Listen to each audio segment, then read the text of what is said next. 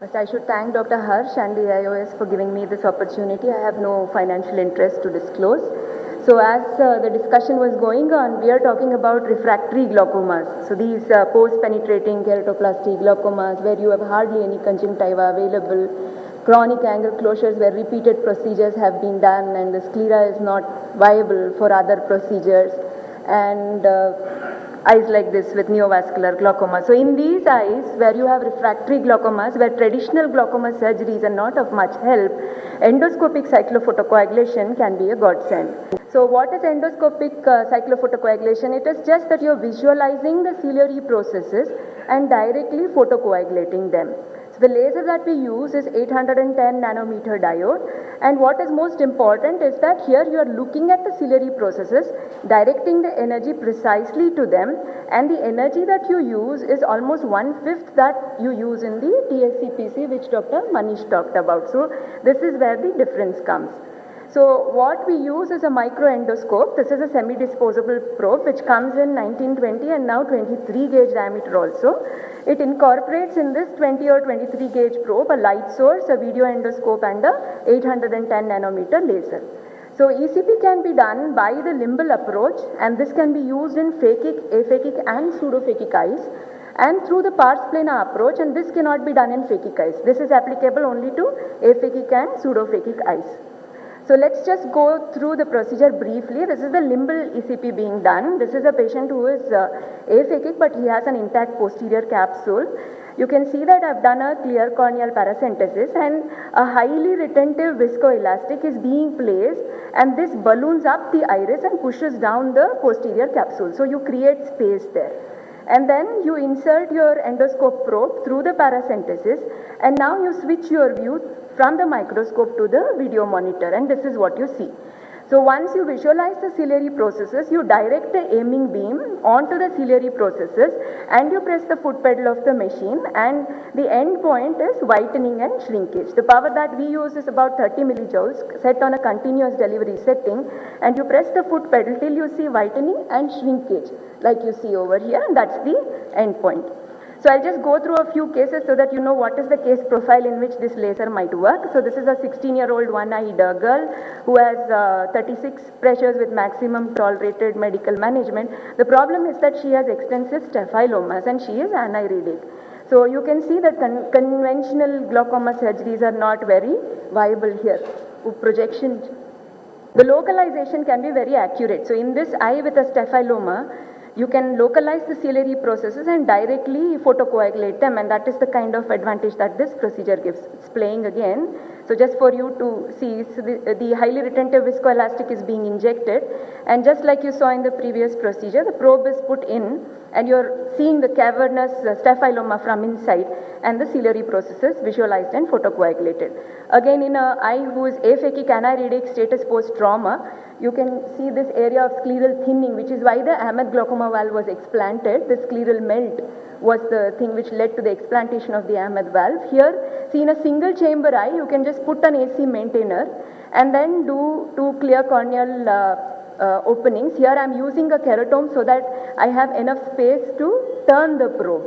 So you can, Dr. Harsh was asking me how much do you photocoagulate. So nearly 360 degrees is what you can very safely do, unlike the TSCPC, because the energy is being directed precisely at the ciliary processes. So again, you're directing the laser there, and whitening and shrinkage is the end point.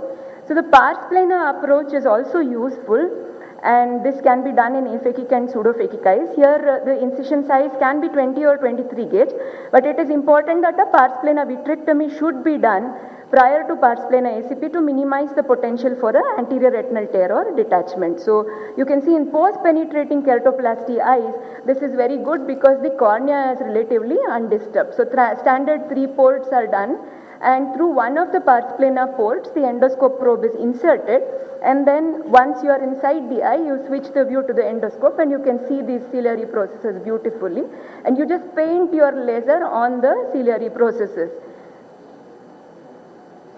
So the same thing being done in another single chamber eye with post-penetrating keratoplasty. Here again multiple surgeries had been done, and the endoscopic cyclophotocoagulation resulted in meaningful reduction of intraocular pressure. So again, 3 ports, and through one of the ports you insert the endoscope probe and then you go on and do the cyclophotocoagulation. This patient interestingly had undergone TSCPC earlier, and you can see that in a little time after this, you can see that the reaction is much beyond the ciliary processes. Yeah, this is the area where the TSCPC was done.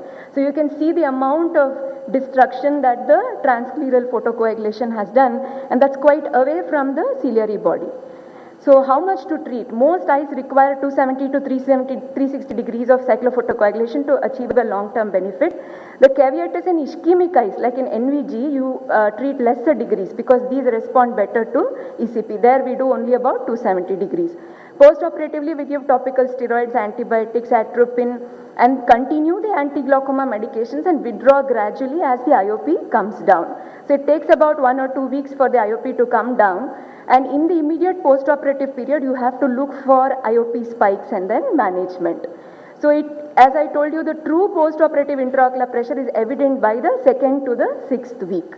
So this is the result in our series which we published. The IOP reduction is meaningful and sustained, and a meaningful reduction of glaucoma medications was obtained, and most importantly, the maintenance of best corrected visual acuity in this set of refractory eyes where there are lot of comorbidities.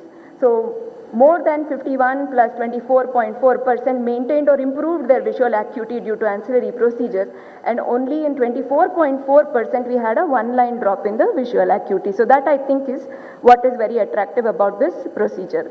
So the complications are IOP spikes, hypotony, the decrease in BCVA, but the rates are lesser. And we had more stringent criteria for decrease in BCVA. We had a one-line decrease as a decrease, whereas most published studies use 2 or more lines of acuity decrease as decrease in BCVA. And retinal detachment and endophthalmitis are also potential complications. So definitely it's not for primary surgical management. It's for refractory glaucomas where traditional filtering surgery has limited success rates and lesser complications and lesser long-term complications compared to implants are what are attractive. So ECP in a nutshell is a useful addition to the glaucoma surgical armamentarium, and the refinement in terms of visualization and energy delivery to the ciliary body offers advantages over the transscleral methods.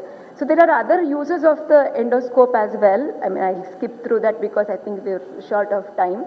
So this is in a nutshell about endoscopic cyclophotocoagulation.